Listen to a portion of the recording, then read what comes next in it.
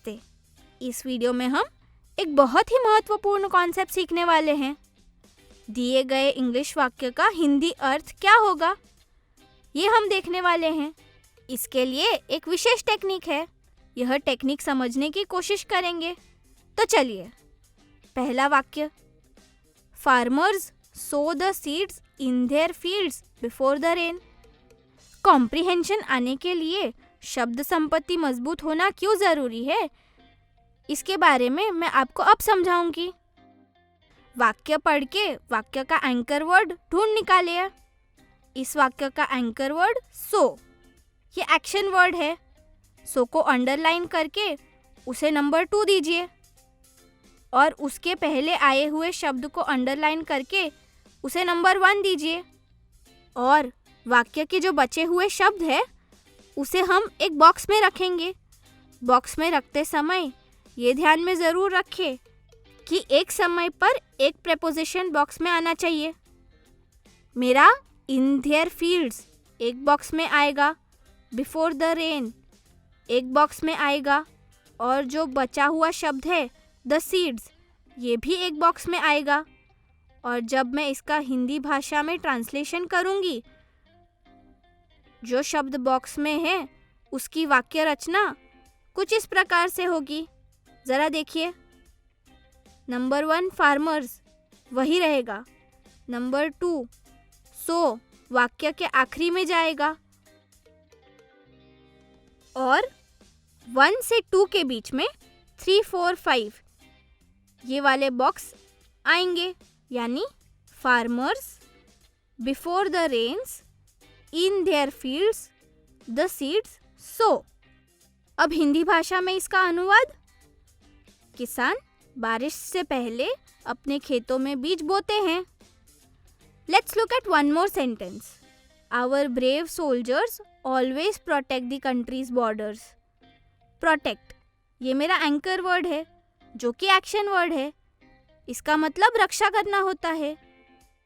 उसे हम बॉक्स में डाल देंगे और उसे नंबर 2 दे दीजिए। उसके पहले आए हुए शब्द our brave soldiers use box में डालकर नंबर 1 दे दीजिए। प्रोटेक्ट के आगे का जो भाग है द कंट्रीज बॉर्डर्स, उसे एक बॉक्स में डालकर नंबर 3 दे दीजिए।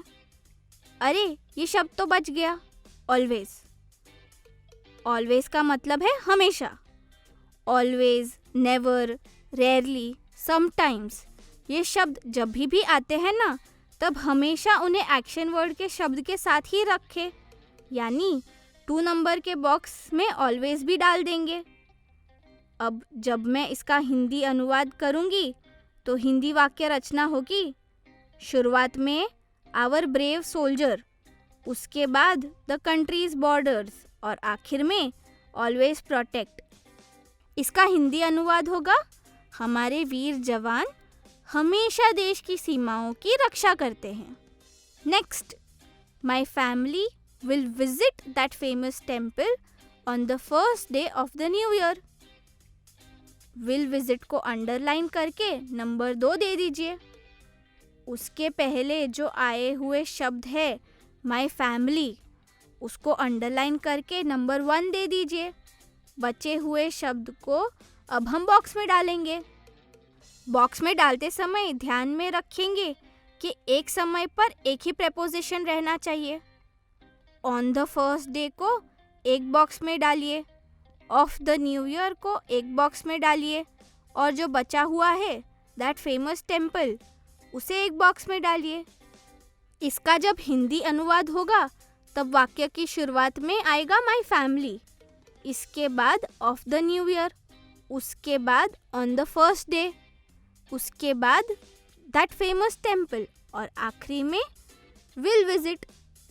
इसका हिंदी रूपांतर होगा, मेरा परिवार नए साल के पहले दिन उस प्रसिद्ध मंदिर के दर्शन करेगा या करेंगे।